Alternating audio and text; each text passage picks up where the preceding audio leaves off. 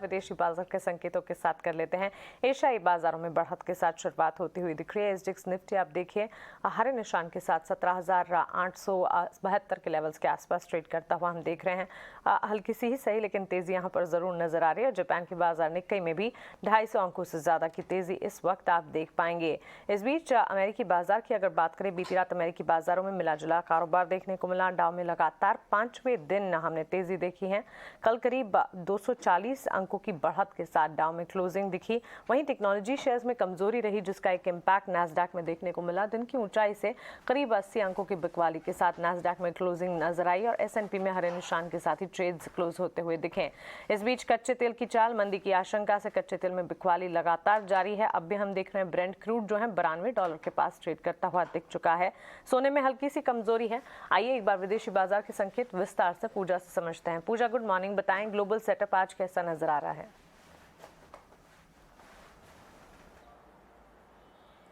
Good morning Mansi. Global setup ठीक ठाक ही नज़र आ रहा है। काफ़ी सारे फैक्टर्स उनके अपने घरेलू फैक्टर्स थे जिसकी वजह से कल बाजार रिएक्ट कर रहे थे। यूएस बाजारों में देखें तो कल रिटेल शेयरों ने बाजार को संभालने की कोशिश की है। वहाँ पर जिस तरह से आंकड़े आ रहे थे वॉलमार्ट के, होम डिपोट के, जिस तरह के मजबूत क्वार्टरली प्रदर्शन देखने को मिला, उसके चलते हमने देखा कि वहाँ पर रिटेल शेयर काफ़ी अच्छे चले। टारगेट, बेस्ट बाय जैसे शेयरों में 4 से 5% की बढ़त देखने को मिली और इसी से सपोर्ट मिला डाउ जोन्स और S&P 500 को भी निश्चित स्तरों से अच्छी रिकवरी देखने को मिली और डाउ जोन्स लगातार 5वें दिन की बढ़त के साथ बंद हुआ। करीब 200 अंकों की बढ़त डाउ जोन्स में देखने को मिली। S&P 500 में भी निचले स्तरों से रिकवरी देखने को मिली। हालांकि आईटी शेयरों में दबाव था जिसके चलते नैस्डैक में लाल निशान में क्लोजिंग देखने को मिली। लेकिन ओवरऑल अगर बात करेंगे तो अच्छी रिकवरी के साथ कल यूएस बाजार बंद हुए हैं।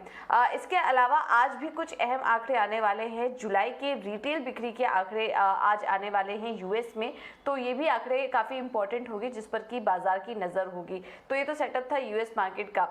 कुछ और अन्य संकेतों पर नजर डालें तो 10 साल का जो यूएस बॉन्ड यील्ड है वहां पर हल्की बढ़त देखने को मिली, क्योंकि यूएस में कुछ और भी इकोनॉमिक डेटा आए हैं, हाउसिंग के डेटा आए, मैन्युफैक्चरिंग के डेटा आए, जहां पर के अनुमान से कमजोर नंबर्स देखने को मिले हैं। तो उसके चलते भी हमने देखा कि बॉन्ड यील्ड्स में बढ़त देखने को मिली। एक मंदी की आशंका बनी हुई थी बाजार में और उसी के चलते हमने कच्चे तेल में भी दबाव देखा और अब $93 के नीचे ब्रेंट क्रूड कारोबार कर रहा है। सोने में भी अगर हम देखेंगे तो वहां पर भी हल्की वीकनेस देखने को मिली। डॉलर इंडेक्स सपाट ही कारोबार कर रहा था। तो ये एक सेटअप है, सेटअप ठीक ठाक ही है और आज भारतीय बाजारों के लिए भी जो संकेत मिल रहे हैं वो भी अच्छे हैं। और इस वक्त अगर हम एशियाई बाजारों की शुरुआत देखेंगे तो वो भी हरे निशान में शुरुआत इस वक्त होते हुए दिखाई दे रही है। एसजीएक्स निफ्टी देखिए करीब 20 अंक ऊपर इस वक्त नजर आ रहा है। तो भारतीय बाजारों के लिए भी संकेत आज ग्लोबल मार्केट की तरफ से देखें तो ठीक ठाक ही है, ज्यादा कुछ कंसर्न नजर नहीं आ रहे हैं।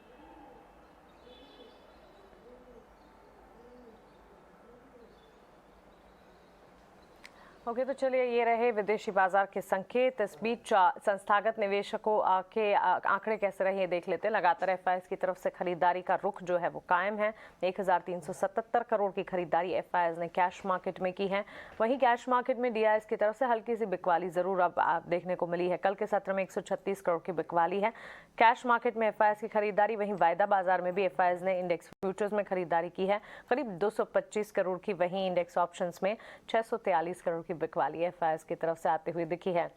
तो क्लियरली कैश मार्केट में एफआईएस की खरीदारी, इंडेक्स फ्यूचर्स में एफआईएस की खरीदारी, वहीं डीआईएस ने कैश मार्केट में बिकवाली की है और इंडेक्स ऑप्शंस में करीब 643 करोड़ की एफआईएस की बिकवाली के आंकड़े नजर आ रहे हैं। चलिए आगे बढ़ते हैं।